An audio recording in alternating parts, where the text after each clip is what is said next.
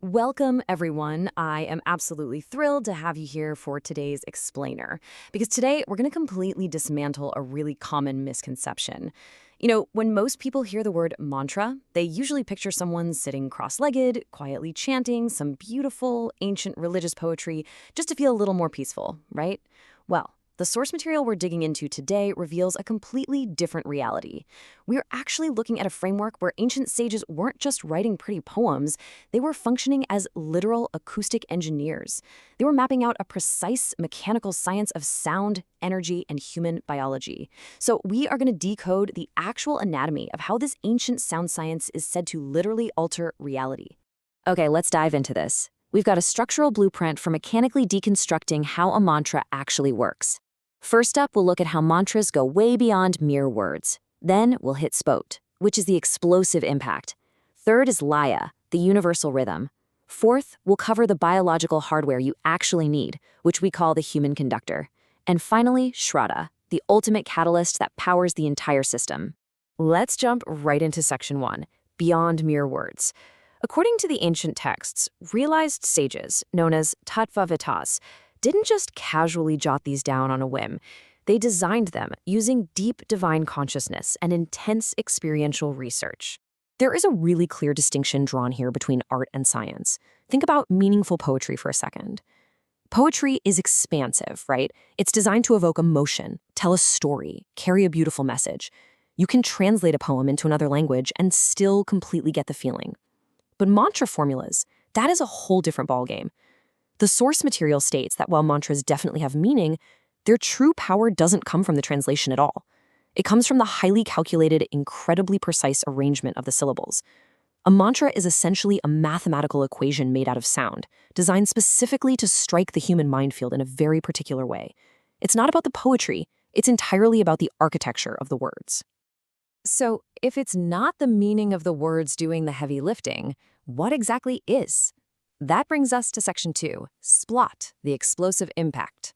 We really need to look at the sheer physics of sound here.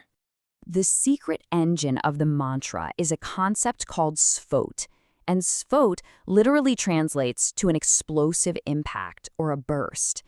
The texts define it as the extraordinary, intense vibration of a specific sound hitting the divine element or the surrounding space. You can kind of think of it as the mechanical horsepower of the mantra. You aren't just speaking, you are physically striking the very fabric of reality with acoustic energy. And this brilliantly illustrates exactly how spaphat functions. Just picture a completely still pond. If you casually toss a tiny pebble into that water, you get a few small, weak ripples. That is normal, everyday speaking. But if you take a massive boulder and drop it into that exact same pond from a huge height with immense force, well, you don't just get ripples anymore, do you? You get a massive wave. The sound and the vibration create a totally different reaction. In mantra science, the practitioner is basically trying to drop a boulder into the cosmic pond to create a massive energetic reaction. But listen, with that kind of power comes incredible risk. The text actually compares spot to gunpowder, a fired bullet, or even an atomic bomb. It is raw, explosive energy. And just like packing way too much gunpowder into a cannon without knowing what you're doing, the explosion won't hit the target, it's just going to blow up your cannon. The source explicitly warns that incorrect, unbalanced mantra practice without proper guidance doesn't just mean you won't get results. It can actively cause harm and trigger the exact opposite of what you wanted. The physics of sound are completely unforgiving here. So how on earth does a practitioner actually control this explosive energy so it doesn't blow up their metaphorical cannon? Well, welcome to section 3, Lamieya, the universal rhythm. To direct all that crazy energy, you need flow. In the Vedic texts, this is referred to as Shabda Brahma, which identifies sound and musical rhythm as the foundational fabric of the cosmos itself. You see, a mantra isn't just spoken, it is written, almost like a surfer on a wave.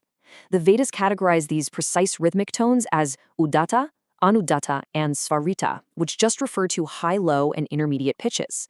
The Samaveda intricately uses 7 musical notes and very specific ascending and descending flows. You are literally tuning a frequency. Now, before you start thinking this is purely esoteric or mystical, the source material points directly to how this overlaps with biology and nature. Ancient legends claim that the specific acoustic frequencies of the Deepak Raga could spontaneously ignite oil lamps, and the Megh Raga could literally stimulate rainfall. While that sounds like straight-up magic, the text points out that modern science is actively confirming this underlying biological principle.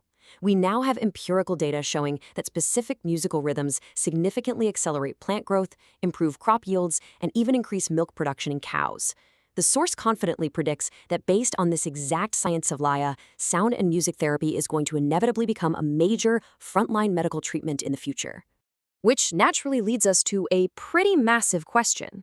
If you have the perfectly arranged formula of words, you've calculated the explosive energy, and you've tuned the cosmic rhythm perfectly, is that enough? Like, if you just play an audio recording of this perfect sound, will it alter reality?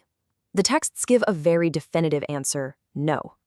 And why not? Because sound requires a physical medium to travel through, which brings us to Section 4, the human conductor, as that vital biological medium. So the crucial point is this. The everyday rules of conductivity apply to cosmic energy, too.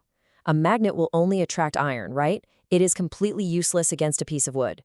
High-voltage electricity requires a conductive metal wire to travel. If you try to push it through rubber, the current simply stops dead. According to mantra science, the human body and mind are the literal wires meant to download and conduct cosmic energy from space. If your biological and mental hardware is made of rubber, absolutely no energy will flow, no matter how perfectly you chant the mantra.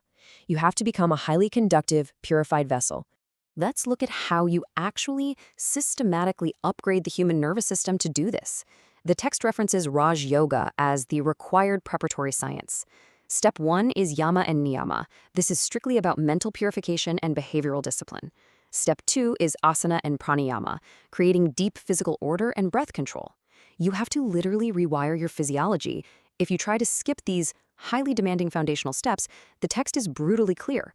The advanced, high-level states of meditation, pratyahara, dharana, dhyana, and samadhi, are entirely impossible. You just cannot run high-voltage software on a corrupted hard drive. The analogies they use here are incredibly practical. If you want to clearly see your reflection, the mirror has to be wiped clean of grime first. If you want a piece of cloth to beautifully absorb a vibrant dye, that cloth must be washed completely spotless. If a practitioner's lifestyle remains corrupt, undisciplined, or toxic, then all the rituals, all the perfectly timed rhythms, and all that explosive, shafet energy will yield exactly zero results. A pure lifestyle is a completely non-negotiable prerequisite in this science. All right, so now we have our perfect formula, our explosive energy, our rhythm, and a highly purified human conductor. But what actually turns this magnificent machine on? That brings us to our final component, Section 5, Shraddha, the ultimate catalyst.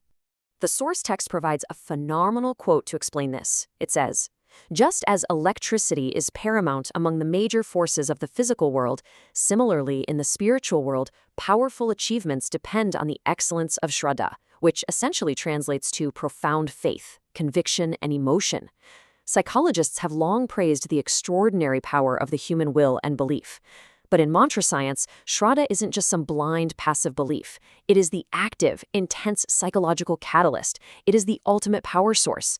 Without deep, emotional conviction, this entire system we've talked about is just a sports car with a perfect engine but absolutely no fuel in the tank. Faith is what actually ignites the spot. So, we've seen how mantras are definitely not just nice poems, but highly engineered acoustic tools. They require explosive energy, universal rhythm, a deeply disciplined human vessel, and the ignition of profound faith. It really is a holistic, mechanical science of consciousness. So, I want to leave you with this thought to ponder today. If a precise arrangement of sound, backed by absolute faith and physical clarity, genuinely has the power to alter biological reality and shape the cosmos around us, what kind of energy, words, and rhythms are you projecting into the world right now? Think about it. Thank you so much for joining me on this explainer, and I highly encourage you to keep exploring the fascinating science of sound